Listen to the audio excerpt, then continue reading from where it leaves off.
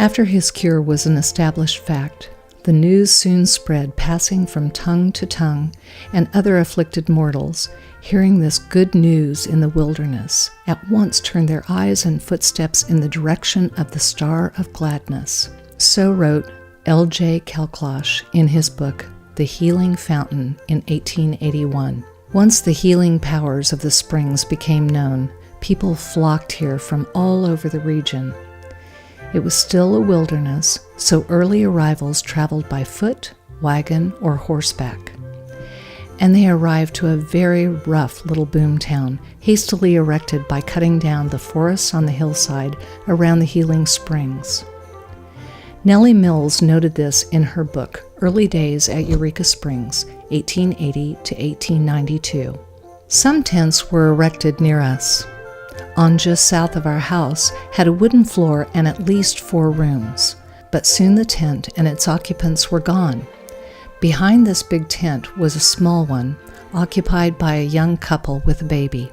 That tent was soon gone too. Houses were being built, some of them rude shacks, hastily erected and soon torn or fallen down. Many houses disappeared by magic, just as the tents had done. I never knew what became of them, but they were gone. Nellie and the Mills family lived on Main Street, near the trail that led back to the Magnetic Springs, one of the most popular springs. In the 1890s, the Webb and Brown flour mill stood on the corner nearby. Wheat was shipped into the nearby railway, and the townsfolk were pleased to finally have a local source for flour. Later, Ward Cottage, a boarding house, stood here, where tree house cottages are located. The restaurant across the street evolved from a small house on the side. Leatherwood Creek flows openly along this part of Main Street, creating the need for little private bridges.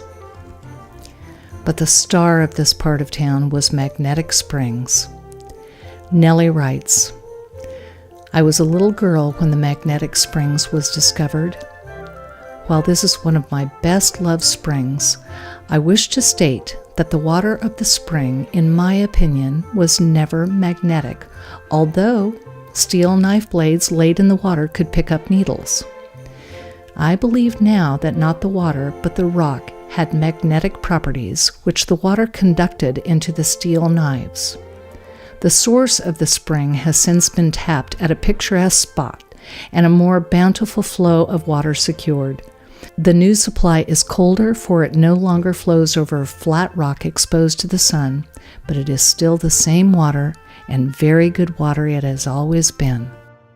Magnetic Spring was originally owned by General Powell Clayton, one of those most responsible for transforming Eureka Springs from a boomtown to a fashionable spa resort. However, it was open to the public use as soon as it was discovered. Clayton deeded it to the city of Eureka Springs in 1911. At that time, workmen hand-excavated into the mountainside to open the main stream of water. The picnic pavilion was left in place, and a new wood and stone shelter was built over the spring. The Tourist Social Hour Club, a group concerned with the entertainment of tourists, met regularly here from 1885 to 1935. These were restored in the 1980s, and tourists and locals still enjoy Magnetic Spring. Going back to where Nellie's house was located on Main Street, it should be noted that in the 1890s, her home was overlooked by the very large Magnetic Springs Hotel, actually located on Hillside, the street above. As the Star of Gladness waned, the hotel was used as an orphanage.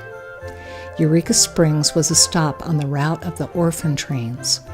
By 1916, it was the Ozark Bible and Literacy School. The hotel was later demolished, and 3 lodgings now fill that site.